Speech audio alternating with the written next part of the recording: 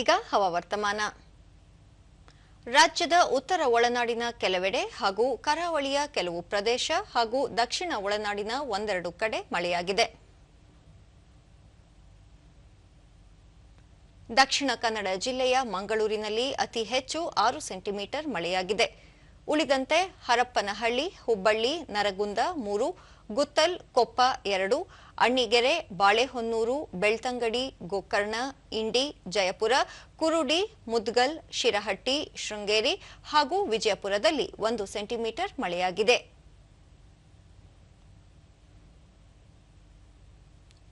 ಕಲಬುರಗಿಯಲ್ಲಿ ದಾಖಲೆಯ ಗರಿಷ್ಠ 39.9 ಡಿಗ್ರಿ ಸೆಲ್ಸಿಯಸ್ ತಾಪಮಾನ ದಾಖಲು. ಮುನ್ಸೂಚನೆಯಂತೆ ರಾಜ್ಯಾದ್ಯಂತ ಮುಂದಿನ 7 ದಿನಗಳ ಕಾಲ ಹಗುರ ಗುಡುಗು ಸಹಿತ ಮಳೆ ಸಾಧ್ಯತೆ.